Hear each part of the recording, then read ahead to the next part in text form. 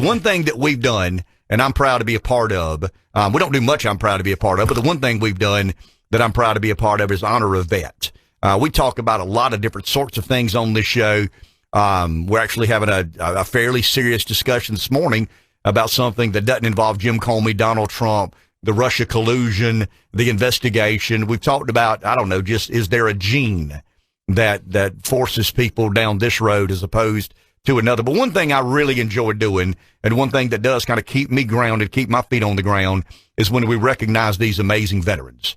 And I mean that sincerely. Republicans and Democrats argue and squabble about things every day. I guess that's the nature of the beast in America. But we've been fortunate every Friday for the past 6 or 7 Fridays to have somebody in our studio that deserves to be recognized and deserves to be honored and paid respect to. And this morning we have a gentleman named Jeff Goss. Did I get that right last name? Yes. Good morning. How are you? Good.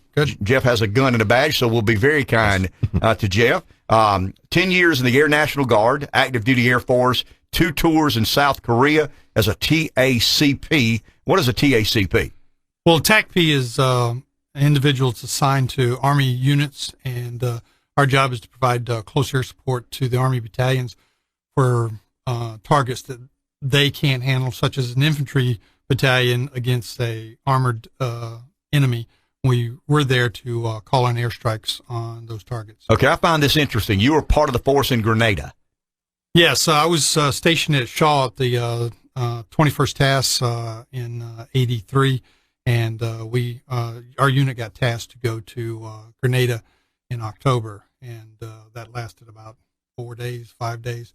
Matter of fact, a couple of our guys got to jump in with the Rangers out of Fort Bragg on the initial invasion day. I want to ask you this. What led you down the road? I see where your son is currently serving in the Air Force in Germany. What interested you to become a member of the armed forces? I guess it had a lot to do with my upbringing. My dad's retired Army. He served in Vietnam, and I can't explain it. It's just kind of like a calling, just like anybody has a calling to be a doctor or a preacher. But that's what led me to do that. And my dad was in service. I went in service. My brother, Craig, he was in the Air National Guard out at here in Florence. He went to the first Iraq War. And my son, who's now, like I said, in the Air Force, stationed at Spangdahlem Air Force Base in Germany. And he's in ammo, doing the ammo business, loading missiles and stuff for the airplanes and things like that. Jim, what you get out of the Army? There's a life to lead and things to take care of. This is always interesting to me because we get a variety of answers. Life after the military. How did the military make you appreciate, understand, respect, live your life in a more productive fashion? Well, when I got out the Air Force, and my wife can tell you this, that there's an adjustment period because I was always used to, I gave directions to somebody or orders that somebody would call it.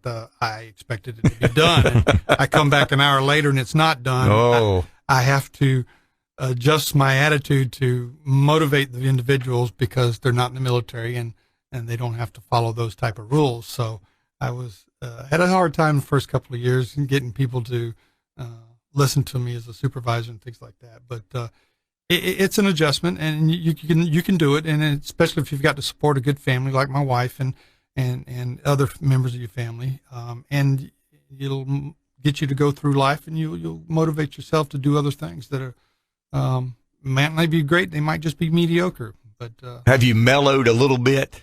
Well, over the years? Yes, I have mellowed. My wife might say I'm not, but I have mellowed a lot because I used to be very hardcore.